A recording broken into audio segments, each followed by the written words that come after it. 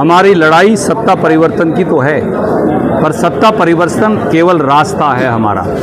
हमारा लक्ष्य है व्यवस्था परिवर्तन। सुरेंद्र पवार पर जो रेड की गई है और जो उसकी गिरफ्तारी की गई है, ये पूरी तरह राजनीति से प्रेरित है। सुरेंद्र पवार एक समाज सेवी विधायक है कि इस सरकार, यहाँ सरकार नाम की कोई चीज़ बची नहीं है। दाल में तो दाल डालने के बजाय नून डाले बहू और कसूर सासू का। मेरे साथ तो ये करने लग रहे हैं नायब। हमारी लड़ाई सत्ता परिवर्तन की तो है, पर सत्ता परिवर्तन केवल रास्ता है। हमारा लक्ष्य है व्यवस्था परिवर्तन। जिस दिन इस इलाके, इस जिले, इस प्रांत, हम इनके काम आ पाएंगे और हम अपने पूरे समाज को बदल पाएंगे, भेदभाव और जात पात के जहर को ख़त्म कर पाएंगे, उस दिन हम समझेंगे कि हम असली में कामयाब हैं।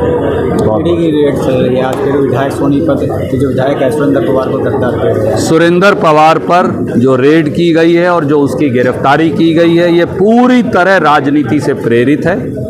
सुरेंद्र पवार एक समाज सेवी विधायक है जिसने लगातार सोनीपत शहर में समाज सेवा की और उस समाज सेवा के आधार पर कांग्रेस पार्टी का झंडा पकड़कर वो विधायक बने। उनको इस प्रकार से गिरफ्तार करना सरासर गलत है और हारी हुई भाजपा की तानाशाही को दर्शाता है। आज सरकार ने अग्निवीरों के लिए घोषणा की है। देखिए, यहाँ सरकार नाम की कोई चीज़ बची नहीं है। ये एक झूठा जाड़ है। इनके पास ना बहुमत है, ना विधायक हैं। ये आखिरी पायदान पर सरकार खड़ी है। मैं हरियाणा के लोगों को केवल ये कहूँगा, एक धक्का और दे दीजिएगा, उसके बाद तरक्की और विकास की नई गंगा बहेगी। रणदीप जी, जब भी भर्तियों पर कोई भी स्टे होता है या रोक लगती है तो आपका नाम आता है। आदरणीय साथी, क्या आपने मुझे कभी हाईकोर्ट में मुकदमा करते देखा है? मैं आपके ऊपर छोड़ता हूँ, आप जज बन जाओ। माफ़ करना,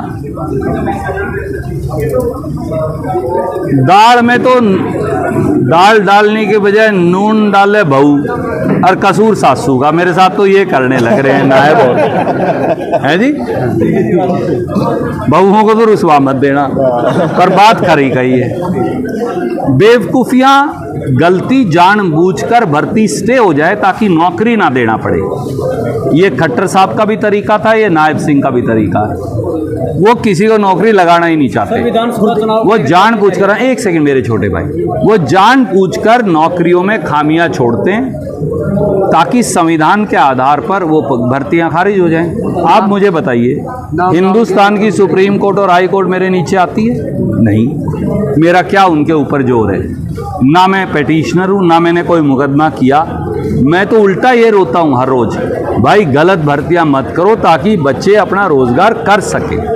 आपने एक नौजवान की व्यथा सुनी, इतना काम करने के बाद भी रोज़गार चला गया और परिवार छोड़कर चला गया। ये है हरियाणा के नौजवानों की व्यथा। ना तो खट्टर साहब को ये समझ में आती, उन्होंने परिवार बसाया नहीं, और ना ये नायब सिंह जी को समझ में आती, उनके तो परिवार है। मैं तो ये चाहूँगा कि दोनों का परिवार बढ़े व्यक्तिगत तौर से, परंतु जो पाप उन्होंने हरियाणा के नौजवानों के साथ किए हैं उसकी सजा हरियाणा के लोग ही उनको देंगे। अमित शाह आए थे हरियाणा में, कांग्रेस कैसी पोल खोलेगी, वो कांग्रेस से ही जवाब मांगने लगी। उनके पास कुछ जवाब देने को हो तो वो कहीं, मुरली मनोहर जोशी जी ने कहा था ना उनके बारे में, मोदी जी और अमित शाह जी के बारे में, कि भाई कॉपी में कुछ लिखा हो तो नंबर दूं। तो इसलिए हिसाब जनता लेगी भाजपा का।